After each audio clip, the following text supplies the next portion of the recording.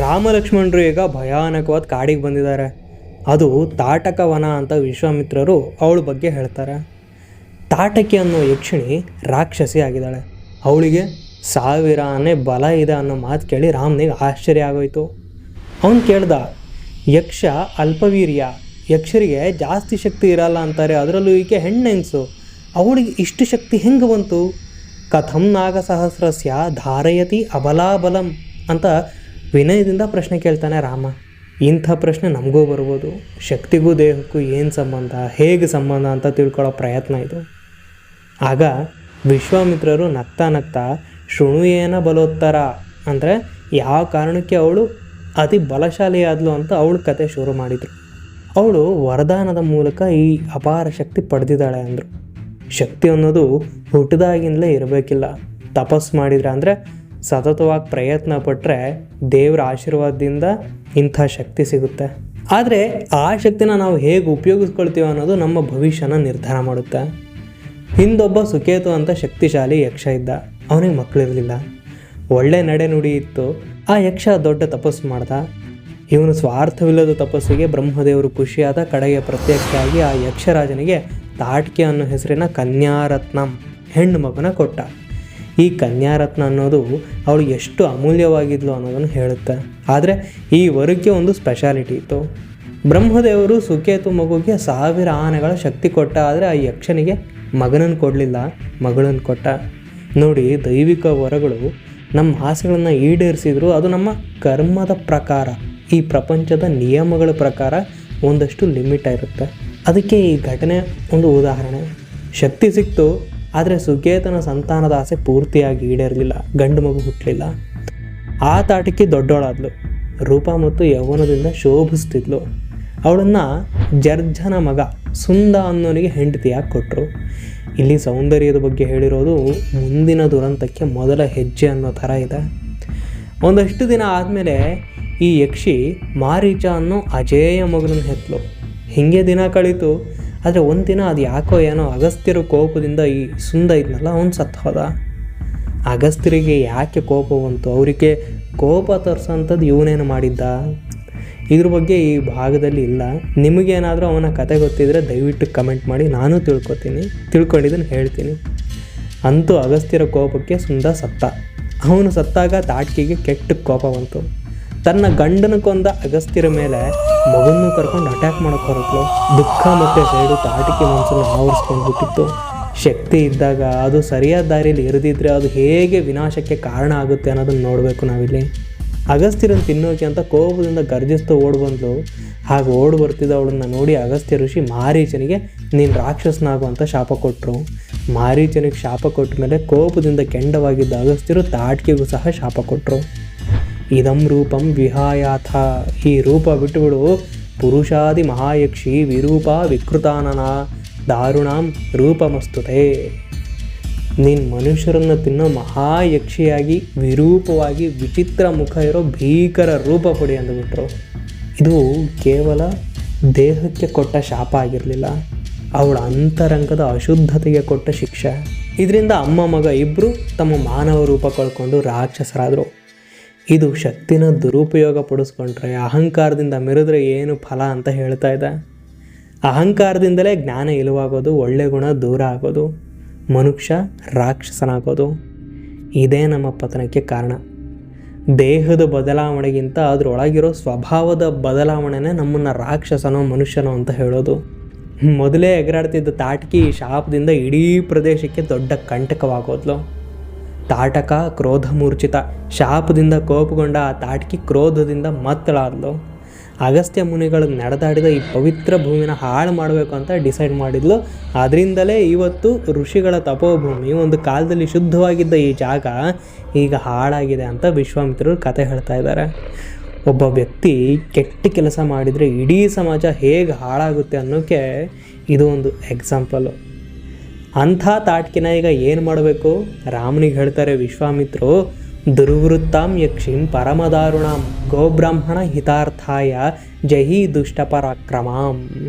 ಓ ರಾಮ, ಈ ಕೆಟ್ಟ ನಡತೆಯ ಅತಿ ಕ್ರೂರಳಾದ ದುಷ್ಟಶಕ್ತಿಯ ಈ ಯಕ್ಷಿನ ಹಸುಗಳು ಮತ್ತು ಬ್ರಾಹ್ಮಣರ ಹಿತಕ್ಕೋಸ್ಕರ ನೀನು ಸಂಹಾರ ಮಾಡು ಅಂತಾರೆ. ಡೈರೆಕ್ಟಾಗಿ ತಾಟಕಿನ ಕೊಂದೇ ಬಿಡು ಅಂತ ಆರ್ಡ್ರ್ ಮಾಡಿದರು. ಇಲ್ಲಿ ಗೋಬ್ರಾಹ್ಮಣ ಅಂದರೆ ಹಸು ಅನ್ನೋ ಪ್ರಾಣಿ, ಬ್ರಾಹ್ಮಣರು ಅನ್ನೋ ಜಾತಿ, ಅದು ಅರ್ಥ ಅಲ್ಲ. ಆ ಅರ್ಥದಲ್ಲಿ ನೋಡಬಾರ್ದು ಇದನ್ನು.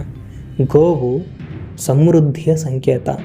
ಬ್ರಾಹ್ಮಣ ಅನ್ನೋದು ಭಾರತೀಯ ಸಂಸ್ಕೃತಿಯ ಧರ್ಮ ಮತ್ತು ಜ್ಞಾನದ ಪ್ರತೀಕ. ಇದರ ರಕ್ಷಣೆ ಮಾಡಿದರೆ ಇಡೀ ಸಮಾಜದ ಧರ್ಮದ ರಕ್ಷಣೆ ಮಾಡ್ದಂಗೆ. ಅದೇ ಕೆಲಸ ಮಾಡುವಂಥ ರಾಮನಿಗೆ ಕರ್ತವ್ಯದ ಮಹತ್ವ ಹೇಳ್ತಾ ಇದ್ದಾರೆ ವಿಶ್ವಾಮಿತ್ರರು. ಬಟ್ ರಾಮನಿಗೆ ಒಂದು ಡೌಟ್ ಬಂತು. ಸಹಜ ಸಂಕೋಚವಾಯಿತು ಸ್ತ್ರೀ ವಧೆ ಪಾಪದ ಬಗ್ಗೆ. ಇದನ್ನೇನು ರಾಮ ಹೇಳಲ್ಲ, ಬಟ್ ವಿಶ್ವಾಮಿತ್ರರು ಮಹಾತ್ಮರು ಅರ್ಥ ಮಾಡ್ಕೊಳ್ತಾರೆ. ಆಗ ರಾಮನ ಡೌಟು ನಿವಾರಣೆ ಮಾಡ್ತಾ, ನೋಡಪ್ಪ ರಾಮ, ಇವಳು ಶಾಪಗ್ರಸ್ತೆ, ನಿನ್ನನ್ನು ಬಿಟ್ಟು ಇನ್ಯಾರಿಂದಲೂ ತಾಟಕಿನ ಕೊಲ್ಲೋಕ್ಕಾಗಲ್ಲ, ನಿನ್ನಂಥ ಸಮರ್ಥ ಈ 3 ಲೋಕದಲ್ಲೇ ಇಲ್ಲ ಅಂತಾರೆ. ಇದು ರಾಮನ ಸಾಮರ್ಥ್ಯದ ಮೇಲೆ ವಿಶ್ವಾಮಿತ್ರರಿಗಿದ್ದ ಅಚಲ ವಿಶ್ವಾಸ. ರಘುನಂದನ ನಹಿತೆ ಸ್ತ್ರೀವಧ ಕೃತೆ ಘೃಣ ಕಾರ್ಯ ನರೋತ್ತಮ ಚಾತುರ್ವರ್ಣ ಹಿತಾರ್ಥಾಯ ಕರ್ತವ್ಯಂ ರಾಜಸೂನುನ. ಸ್ತ್ರೀವಧೆ ಮಾಡಿದೆ ಅಂತ ನೀನು ಅಸಹ್ಯ ಪಡಬೇಕಾಗಿಲ್ಲ. ರಾಜಕುಮಾರನಾದ ನೀನು 4 ವರ್ಣಗಳ ಹಿತಕ್ಕೋಸ್ಕರ ಇದನ್ನು ಮಾಡಲೇಬೇಕು ಅಂತಾರೆ. ಇಲ್ಲಿ ವಿಶ್ವಾಮಿತ್ರರು ಧರ್ಮದ ಒಂದು ಸೂಕ್ಷ್ಮ ಪಾಠ ಹೇಳ್ತಾರೆ. ಸಾಮಾನ್ಯ ನಿಯಮ ಅನ್ವಯಿಸೋಕ್ಕಾಗದಂಥ ಸಂದರ್ಭಗಳಿರ್ತವೆ. ಆದರೆ ಸಮಾಜದ ಹಿತಕ್ಕೆ ಅಂತ ಬಂದಾಗ ಕೆಲವು ತಪ್ಪು ಅನಿಸೋ ಕೆಲಸನೂ ಕೂಡ ಮಾಡಬೇಕಾಗುತ್ತೆ. ಇದು ರಾಜಧರ್ಮ. ನೃಶಂಸಂ ಅನೃಶಂಸಂ ವಾ ಪ್ರಜಾರಕ್ಷಣ ಕಾರಣಾತ್ ಪಾತಕಂ ವಾ ಸದೋಷಂ ವಾ ಕರ್ತವ್ಯಂ ರಕ್ಷತಾ ಸತಾ. ಪ್ರಜೆಗಳನ್ನು ರಕ್ಷಿಸೋ ರಾಜ ಆ ಕೆಲಸ ಕ್ರೂರವಾಗಿದ್ದರೂ ಅಥವಾ ಅಕ್ರೂರವಾಗಿದ್ದರೂ, ಪಾಪವಾಗಿದ್ದರೂ ಅಥವಾ ದೋಷದಿಂದ ತುಂಬಿದರೂ ಪ್ರಜೆಗಳ ರಕ್ಷಣೆಗೆ ಅದನ್ನು ಮಾಡಲೇಬೇಕು ಅಂತಾರೆ ವಿಶ್ವಾಮಿತ್ರರು. ಅಂದರೆ ನಮ್ಮ ಸನಾತನ ಧರ್ಮ ಬರೀ ಏನು ಮಾಡಬೇಕು ಏನು ಮಾಡಬಾರ್ದು ಅನ್ನೋದರ ಈ ನಿಷಿದ್ಧಗಳ ಪಟ್ಟಿ ಅಲ್ಲ, ರೂಲ್ ಬುಕ್ ಅಲ್ಲ. ಅದು ಸನ್ನಿವೇಶಕ್ಕೆ ಅನುಗುಣವಾಗಿ ತಗೋಬೇಕಾದ ನಿರ್ಧಾರಗಳ ಅಂತರ್ಧರ್ಮ ಹೇಳ್ತಾರೆ ವಿಶ್ವಾಮಿತ್ರರು. ರಾಜ್ಯಭಾರ ನಿಯುಕ್ತಾನಾಂ ಏಷ ಧರ್ಮ ಸನಾತನ. ರಾಜ್ಯಭಾರದ ಜವಾಬ್ದಾರಿ ಹೊತ್ತವರಿಗೆ ಇದೇ ಸನಾತನ ಧರ್ಮ. ಅಂದರೆ ರಾಜನಿಗೆ ಅಥವಾ ನಾಯಕನಿಗೆ ಪ್ರಜೆಗಳ ರಕ್ಷಣೆಯೇ ಮೇನ್ ಕರ್ತವ್ಯ. ಪರ್ಸ್ನಲ್ ಎಮೋಷನ್ಸ್ಗಿಂತ ರಾಜ್ಯದ ಹಿತ ಮುಖ್ಯ. ಅಧರ್ಮ್ಯಾಹಂ ಜಹಿ ಕಾಕುತ್ಸ್ತ ಧರ್ಮಹಿ ಅಸ್ಯನ ವಿದ್ಯತೆ. ಅಧರ್ಮಿಣಿಯಾದ ತಾಟಕಿನ ಕೊಲ್ಲು, ಅವಳಲ್ಲಿ ಧರ್ಮ ಅನ್ನೋದೇ ಉಳಿದಿಲ್ಲ ಅಂತಾರೆ. ಅಂದರೆ ತಾಟಕಿ ತನ್ನೆಲ್ಲ ಒಳ್ಳೆ ಗುಣಗಳನ್ನು ಕಳ್ಕೊಂಡು ಸಂಪೂರ್ಣವಾಗಿ ಅಧರ್ಮದ ಹಾದಿ ಹಿಡಿದಿದ್ದಾಳೆ. ಸೊ ಅವಳನ್ನು ಕೊಲ್ಲೋದು ಪಾಪವಲ್ಲ, ಬದಲಿಗೆ ಧರ್ಮದ ರಕ್ಷಣೆ. ಈ ಸ್ಟೇಟ್ಮೆಂಟ್ ಕೊಟ್ಟು ಸುಮ್ಮನಾಗಲ್ಲ ವಿಶ್ವಾಮಿತ್ರರು. ಇದಕ್ಕೆ ಉದಾಹರಣೆಯಾಗಿ ರಾಮನಿಗೆ ಒಂಥರ ನೈತಿಕ ಬಲ ತುಂಬಬೇಕಿತ್ತಲ್ಲ, ಅದಕ್ಕೋಸ್ಕರ ಹಿಂದಿನ ಘಟನೆಗಳನ್ನು ಕ್ಲಾಸಿಕಲ್ ರೆಫರೆನ್ಸ್ ಥರ ಮೆನ್ಷನ್ ಮಾಡ್ತಾರೆ. ಶಕ್ರೋ ವೀರೋಚನ ಸುತಾಂ. ಭೂಮಿನ ನಾಶ ಮಾಡೋಕ್ಕೆ ಹೊರಟಿದ್ದ ಈ ವೀರೋಚನನ ಮಗಳು ಮಂಥರೆ ಅನ್ನೋಳನ್ನು ಇಂದ್ರ ಕೊಂದಿದ್ದ. ಅದೇ ಥರ ಇಂದ್ರನನ್ನೇ ಇಲ್ದಂಗೆ ಮಾಡಬೇಕು ಅಂತ ಹೊರಟ ಭೃಗುಪತ್ನಿ, ಭೃಗು ಮಹರ್ಷಿಗಳ ಹೆಂಡತಿ, ಅವಳನ್ನು ವಿಷ್ಣುನಾಪಿ ನಿಷೂದಿತ. ಸ್ವತಃ ವಿಷ್ಣುನೇ ಅವಳ ವಧೆಗೆ ಮುಂದಾದ, ಸ್ತ್ರೀ ವಧೆಗೆ ಮುಂದಾದ. ಹೀಗಿರಬೇಕಾದ್ರೆ ಧರ್ಮ ರಕ್ಷಣೆಗೋಸ್ಕರ ಕೆಲವು ಸಲ ಕಠಿಣ ನಿರ್ಧಾರಗಳು ಅನಿವಾರ್ಯ ಅಂತ ಹೇಳಿದರು. ವಿಶ್ವಾಮಿತ್ರರ ಈ ಗಂಭೀರವಾದ ಮಾತುಗಳನ್ನು ಕೇಳಿದ ರಾಮ ಬರೀ ಕೇಳಿಸ್ಕೊಂಡು ಸುಮ್ಮನಾಗಲಿಲ್ಲ. ಅಕ್ಲೀಬಂ ಅಂದರೆ ನಿರ್ಭೀತನಾಗಿ, ಯಾವುದೇ ಸಂಕೋಚವಿಲ್ಲದೆ ದೃಢವ್ರತ, ತನ್ನ ಪ್ರತಿಜ್ಞೆಗೆ ಬದ್ಧನಾಗಿ ನಿಂತು ಒಂದು ಮಾತು ಹೇಳ್ತಾನೆ. ಇದು ವಿಶ್ವಾಮಿತ್ರರ ಮಾತನ್ನು ಒಪ್ಕೊಳ್ಳೋಕೆ ಹೇಳಿದ ಮಾತಲ್ಲ. ಇನ್ನು ರಾಮ ಪುಟ್ಟ ಹುಡುಗ, ಎಷ್ಟು ದೊಡ್ಡದಾಗಿ ಯೋಚನೆ ಮಾಡ್ತಾನೆ ನೋಡಿ. ಪಿತೃವಚನ ನಿರ್ದೇಶಾತ್ ಪಿತೃವಚನ ಗೌರವಾತ್. ಅಂದರೆ ನನ್ನ ತಂದೆಯ ಆಜ್ಞೆ ಪಾಲಿಸೋಕೆ, ಅವರ ಮಾತಿಗೆ ಗೌರವ ಕೊಡೋಕೆ ವಚನಂ ಕೌಶಿಕಸ್ಯೇತಿ ಕರ್ತವ್ಯಂ ಅವಿಶಂಕಯ. ವಿಶ್ವಾಮಿತ್ರರ ಈ ಮಾತನ್ನು ಯಾವುದೇ ಸಂಶಯವಿಲ್ಲದೆ ಮಾಡಿಕೊಡ್ತೀನಿ ಅಂತಾನೆ. ಇಲ್ಲಿ ರಾಮ ತನ್ನ ತಂದೆ ದಶರಥನ ಮಾತು ನೆನಪಿಸ್ಕೊಳ್ತಾ ಇದ್ದಾನೆ. ದಶರಥ ಅಯೋಧ್ಯೆಯಲ್ಲಿ ರಾಮನಿಗೆ ವಿಶ್ವಾಮಿತ್ರರ ಮಾತನ್ನು ಕೇಳಬೇಕು ಅಂತ ಹೇಳಿದ್ದ. ಅವನ ಮಾತನ್ನು ನಾನು ಮೀರಲ್ಲ ಅಂತಿದ್ದಾನೆ ಈಗ ರಾಮ. ಇದು ಗುರು ಮತ್ತು ತಂದೆ ಇಬ್ಬರು ಮಾತಿಗೂ ರಾಮ ಕೊಡ್ತಾ ಇರೋ ಮಹತ್ವ. ಒಂದು ಕಡೆ ರಾಜಧರ್ಮ, ಇನ್ನೊಂದು ಕಡೆ ಪುತ್ರ ಧರ್ಮ, ಎರಡೂ ಹ್ಯಾಂಡಲ್ ಮಾಡ್ತಾ ಇದ್ದಾನೆ. ರಾಮನ ಮಾತಲ್ಲಿ ಸ್ಪಷ್ಟತೆ ಇದೆ, ಸ್ಪಷ್ಟ ನಿರ್ಧಾರ ಇದೆ, ಧರ್ಮದ ಬಗ್ಗೆ ಇದ್ದ ಅರಿವು ಎದ್ದು ಕಾಣ್ತಾ ಇದೆ. ಅವನು ಬರೀ ಅಪ್ಪ ಹೇಳ್ದ ಅಂತಲೋ, ವಿಶ್ವಾಮಿತ್ರರು ಆರ್ಡರ್ ಮಾಡಿದ್ರು ಅಂತಲೋ ಅವ್ರು ಹೇಳಿದ್ದನ್ನೆಲ್ಲ ಫಾಲೋ ಮಾಡ್ತಾ ಇಲ್ಲ. ಬದಲಿಗೆ ಆ ಕೆಲಸದ ಹಿಂದಿರೋ ಧಾರ್ಮಿಕ ಮಹತ್ವ ಏನು ಅಂತ ಅರ್ಥ ಮಾಡ್ಕೊಳ್ತಾ ಇದ್ದಾನೆ. ಗೋಬ್ರಾಹ್ಮಣ ಹಿತಕ್ಕೋಸ್ಕರ ನಿಮ್ಮ ಮಾತನ್ನು ಫಾಲೋ ಮಾಡ್ತೀನಿ ಅಂತಾನೆ. ಜೊತೆಗೆ ಒಂದು ಕ್ಲಾರಿಟಿನೂ ಕೊಡ್ತಾನೆ ರಾಮ. ನಾನು ಈ ಸಂಹಾರ ಕಾರ್ಯ ಮಾಡ್ತಾ ಇರೋದು ಆ ತಾಟಕಿ ಅನ್ನೋಳ ಮೇಲಿರೋ ವೈಯಕ್ತಿಕ ಸೇಡಿನಿಂದ ಅಲ್ಲ, ನನಗೇನು ಅವಳು ಪರ್ಸ್ನಲ್ ಎನಿಮಿ ಅಲ್ಲ ಅವಳು ನನಗೆ, ಬದಲಿಗೆ ಲೋಕ ಕಲ್ಯಾಣಕ್ಕೋಸ್ಕರ ಅಂತ. ಹಂಗೆ ಹೇಳ್ತಾ ರಾಮ ತನ್ನ ಬಿಲ್ಲಿನ ಮಧ್ಯೆ ಹಿಡ್ಕೊಂಡು ಬಲವಾಗಿ ಹಿಡಿದು ಬಿಲ್ಲಿನ ಹಗ್ಗ ಇರುತ್ತಲ್ಲ ಅದನ್ನು ಎಳೆದು ಬಿಡ್ತಾನೆ. ಟಿಂಗ್ ಅಂತ ಸೌಂಡ್ ಬರುತ್ತೆ. ಆ ಬಿಲ್ಲಿನ ಹೆದೆಗೆ ಜ್ಯಾ ಅಂತ ಕರೀತಾರೆ. ಈ ಸೌಂಡ್ ಬಂತಲ್ಲ ಇದನ್ನು ಜಾಘೋಷ ಅಂತ ಕರೀತಾರೆ. ಈ ಜಾಘೋಷ ಎಲ್ಲ ದಿಕ್ಕುಗಳನ್ನ ಕಂಪಿಸೋ ಹಾಗೆ ಮಾಡ್ತು ಆ ಇಡೀ ಕಾಡನ್ನು. ಇದು ಬರೀ ಸೌಂಡ್ ಆಗಿರಲಿಲ್ಲ, ಅದು ದುಷ್ಟರಿಗೆ ರಾಮನ ವಾರ್ನಿಂಗ್ ಆಗಿತ್ತು, ಧರ್ಮ ಸ್ಥಾಪನೆಯ ಸಂಕೇತ ಆಗಿತ್ತು. ಇದನ್ನು ಕೇಳಿ ತಾಟಕವನದಲ್ಲಿದ್ದ ಎಲ್ಲ ಜೀವಿಗಳು ಬೆಚ್ಚಿ ಬಿದ್ವು. ಆ ತಾಟಕಿನೂ ಕೂಡ ಅದೆಲ್ಲ ಮಲಗಿದ್ಲು ಏನೋ ಆ ಸೌಂಡಿಗೆ ಖಂಡಾಬಟ್ಟೆ ಕೋಪ ಮಾಡ್ಕೊಂಡ್ಬಿಟ್ಲು. ನನ್ನ ಶಕ್ತಿಗೆ ಯಾರೋ ಸವಾಲು ಹಾಕೋ ಹಂಗೆ ಸೌಂಡು ಮಾಡ್ತಾ ಇದ್ದಾರಲ್ಲ ಅಂತ ರೊಚ್ಚಿಗೆದ್ಲು. ಕೋಪದಿಂದ ಅವಳಿಗೆ ಏನು ಮಾಡಬೇಕು ಅನ್ನೋ ಐಡಿಯಾನೇ ಬರಲಿಲ್ಲ. ಸೊ ಆ ಶಬ್ದ ಎಲ್ಲಿಂದ ಬಂದಿತ್ತೋ ಆ ದಿಕ್ಕಿಗೆ ಓಡ್ ಬಂದ್ಲು. ಅಂದರೆ ಬಂದಿದ್ದು ಆ ಸದ್ದು ಹುಡುಕ್ತಾ ಅಲ್ಲ, ತನ್ನ ಸಾವನ್ನು ಹುಡುಕ್ತಾ ಅನ್ನೋದು ಅವಳಿಗೆ ಇನ್ನೂ ಗೊತ್ತಿರಲಿಲ್ಲ. ಅಹಂಕಾರ ಮತ್ತು ಕೋಪ ಮನುಷ್ಯನನ್ನು ಹೆಂಗೆ ಕುರುಡಾಕ್ಸುತ್ತೆ, ಹೆಂಗೆ ವಿನಾಶದ ಕಡೆ ಕರ್ಕೊಂಡು ಬರುತ್ತೆ ಅನ್ನೋಕ್ಕೆ ಇದು ಸ್ಪಷ್ಟ ನಿದರ್ಶನ. ಬಂದು ರಾಮನ ಎದುರು ನಿಂತಳು. ಮೈ ತುಂಬ ಕೋಪ ತುಂಬಿಕೊಂಡಿತ್ತು. ವಿರೂಪ ಆಕಾರ, ವಿಕೃತ ಮುಖ, ಬೃಹದಾಕಾರದ ದೇಹ. ಅವಳು ನೋಡಿದ ರಾಮ ಲಕ್ಷ್ಮಣನ ಕಡೆಗೆ ತಿರುಗಿ ಹೇಳ್ತಾನೆ, ಪಶ್ಯ ಲಕ್ಷ್ಮಣ ಯಕ್ಷಿಣ್ಯ ಭೈರವಂ ದಾರುಣಂ ವಪುಹು ಭಿತ್ಯೇರನ್ ದರ್ಶನಾದಸ್ಯ ಭೀರೂಣಂ ಹೃದಯಾನಿ ಚ. ಲಕ್ಷ್ಮಣ, ಈ ಯಕ್ಷಿಯರ್ ಭೀಕರವಾಗಿರೋ ದಾರುಣ ದೇಹ ನೋಡು, ಇವಳನ್ನ ನೋಡಿದರೆ ಹೇಡಿಗಳು ಹೃದಯ ಹೊಡೆದೇ ಹೋಗುತ್ತೆ ಅಂತಾನೆ. ಇಲ್ಲಿ ನೋಡಿ ಎಂಥ ಸೈಕಾಲಜಿ ರಾಮಂದು. ರಾಮನ್ ಸಾಯ್ಸಕ್ಕೆ ಬಂದಿದ್ದಾಳೆ ಆ ತಾಟಕಿ, ಆದರೆ ಅವಳ ಬಗ್ಗೆ ಲಕ್ಷ್ಮಣನಿಗೆ ಇಂಥ ಇಂಟ್ರೊಡಕ್ಷನ್ ಕೊಡ್ತಾನೆ ರಾಮ. ಯಾಕಿರ್ಬೋದು? ಒಂದು, ತನ್ನ ತಮ್ಮ ಲಕ್ಷ್ಮಣನಿಗೆ ಧೈರ್ಯ ತುಂಬೋಕ್ಕೆ. ನೀನು ಧೈರ್ಯವಂತ, ನೀನು ಹಳ್ಳೆದೆಯವನಲ್ಲ, ಹಾಗಾಗಿ ಇವಳು ನೋಡಿ ಹೆದರ್ಕೋಬೇಡ, ಬಿ ಕಾನ್ಫಿಡೆಂಟ್ ಅಂತ ಕಾನ್ಫಿಡೆನ್ಸ್ ತುಂಬೋಕ್ಕೆ.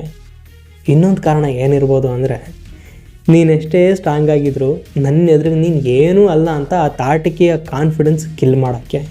ರಾಮ ಲಕ್ಷ್ಮಣನಿಗೆ ಆ ತಾಟಕಿಯ ಬಗ್ಗೆ ಹೇಳ್ತಾ, ನೋಡು ಮಾಯಾಶಕ್ತಿ ತುಂಬಿರೋ ಈ ಯಕ್ಷಿನ ನಾನು ಈಗಲೇ ಕೊಲ್ಲಲ್ಲ, ಬಟ್ ಮೊದಲು ಇವಳ ಕಿವಿ ಮತ್ತು ಮೂಗಿನ ತುದಿನ ಕತ್ತರಿಸ್ತೀನಿ, ವಾಪಸ್ ಹೋಗಿ ಒಳ್ಳೆ ತಂದಲ್ಲಿ ಇರೋದಾದರೆ ಇರಲಿ ಅಂತಾನೆ.